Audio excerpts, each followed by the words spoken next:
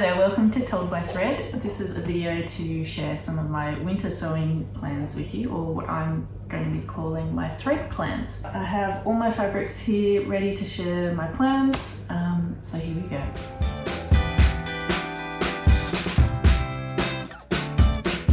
So first is this little set here. Now what I'm planning to make with these fabrics is a apron style kind of layer dress. I'm not sure exactly what to call this, but I found this on my Pinterest.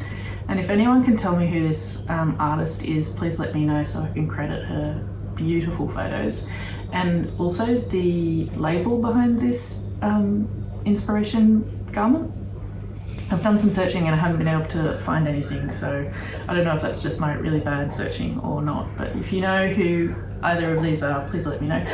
But I've been very inspired by that, and as some of you may know, I do a lot of embroidery, so I thought this would be a really great actually for spring, but since embroidery takes a long time, I'll need to get started now. So what I've bought for that is this first fabric is a very lightweight muslin, but it's actually got a really nice consistent weave, and it doesn't feel too weak and flimsy. So I think this might actually hold up quite well. I got this from Remnant Warehouse here in Sydney. They're one of my favourite places to go. And as you'll see on the inspiration dress, there's a panel of striped fabric. And I found this piece at Draper's Fabrics in Newtown in Sydney. This is like a silk blend from memory, beautiful blue stripe.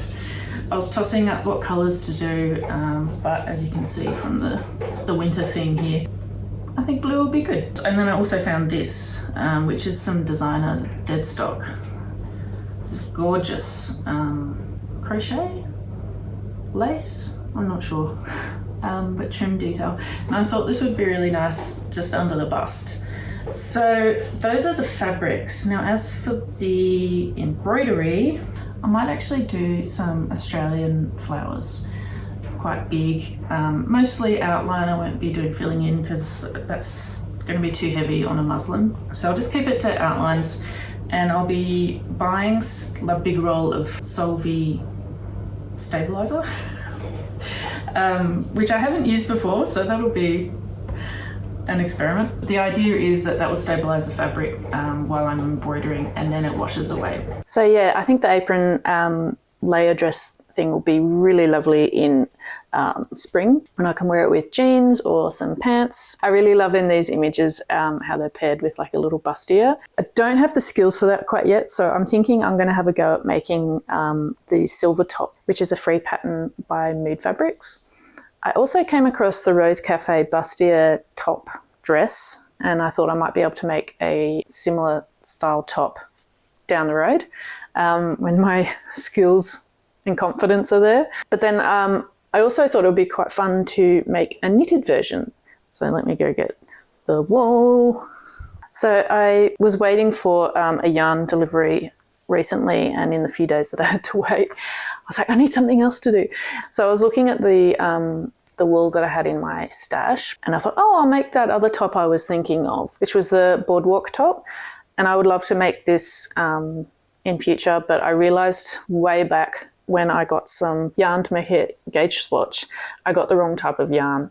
I got pure cotton, and in that pattern it calls for a very specific blended cotton that has a bit more stretch. So I realized that wasn't going to work, and now I had 2 balls of yarn that I can't use.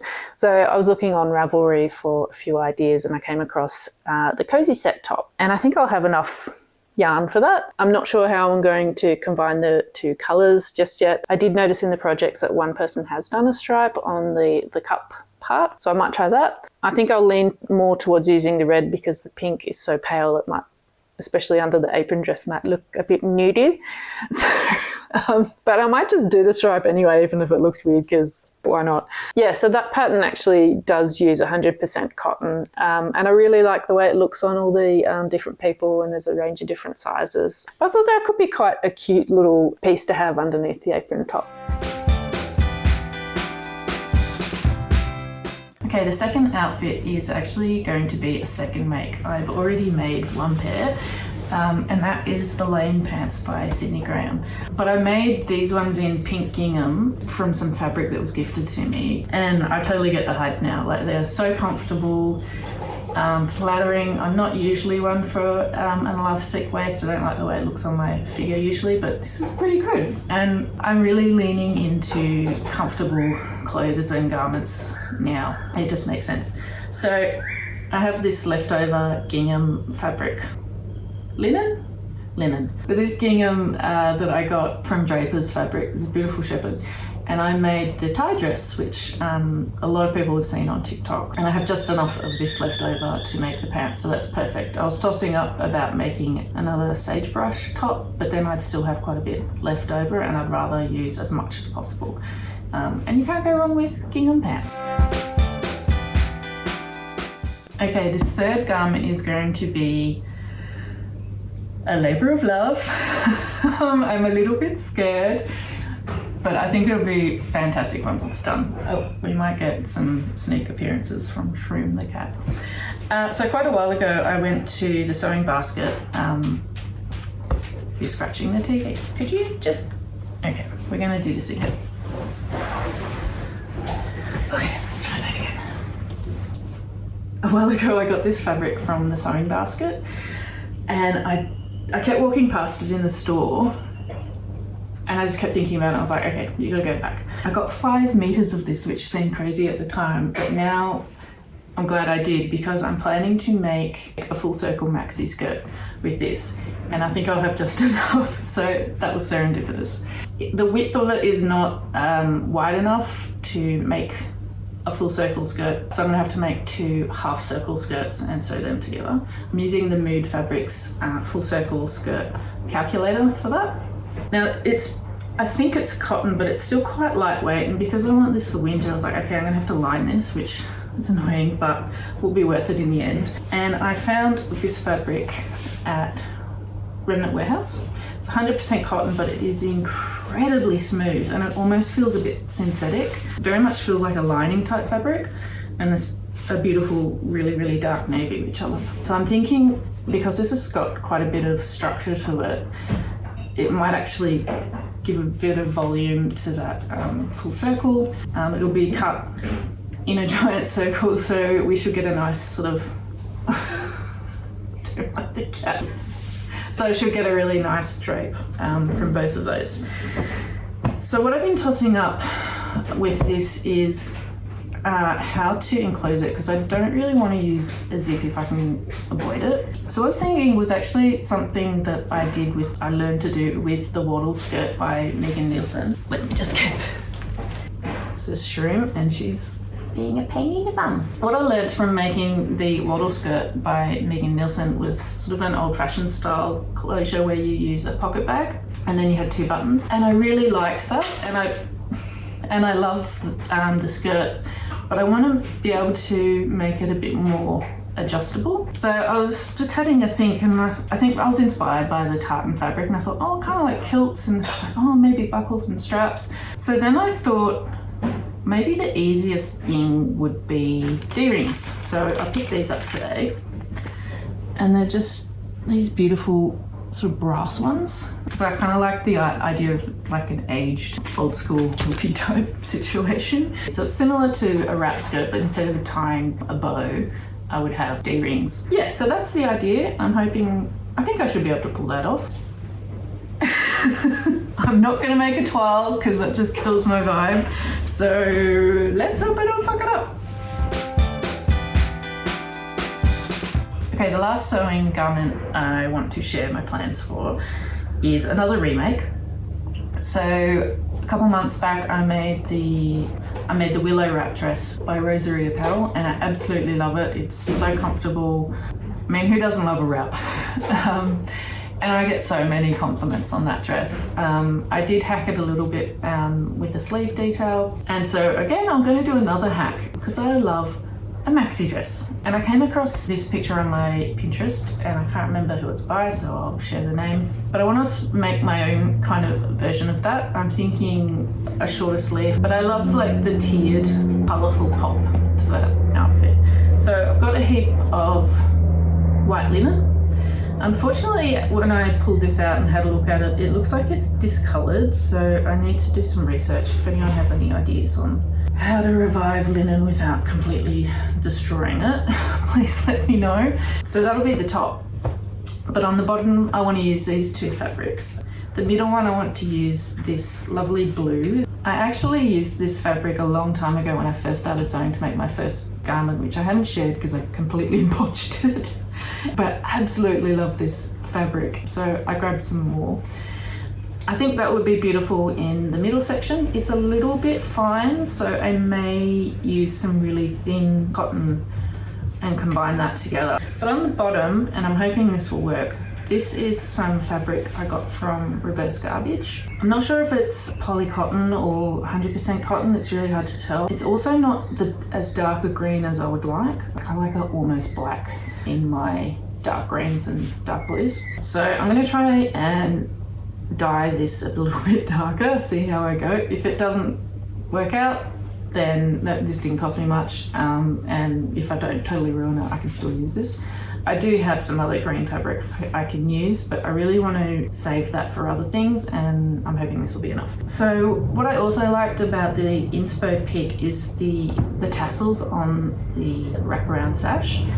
I've never made tassels, but I looked it up, doesn't seem too hard, so I'm gonna have a crack at that as well. So I'll need to get some embroidery thread if I don't already have it in my stash.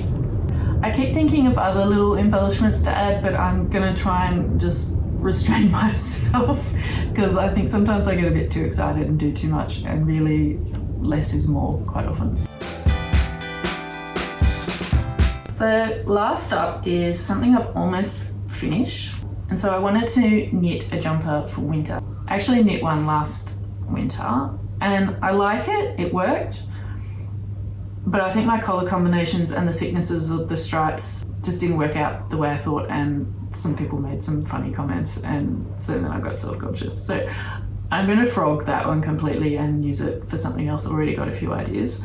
So when I was learning to knit, I tried out lots of different textures that you can do just using knit and purl stitch. And I really love like moss stitch. And so I've been looking for a pattern, a really simple drop shoulder type jumper.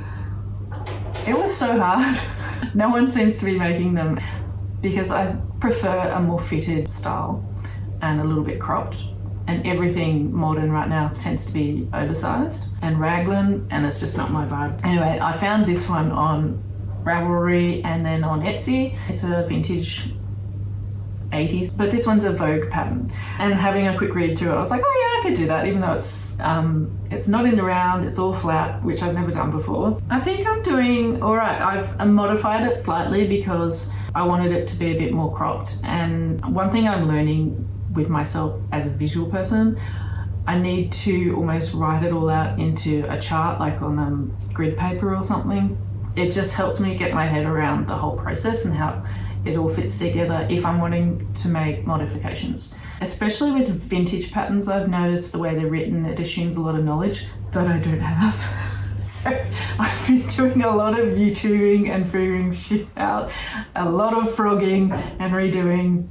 But I learn, and I just really love the process of knitting anyway, so it really doesn't bother me. So I've made the front panel and the back panel. I am a little bit worried that I've stuffed it up because I didn't read the instructions properly and do my calculations properly, because the other thing is vintage patterns have tiny sizes, and so you have to figure out how to grade it up. And I don't know enough about knitting, but this one seemed fairly straightforward because they actually had 3 sizes and they only increased by 2 stitches, all rounded numbers for the most part. So it was pretty easy just to bump it up to the next one because I just was cut off.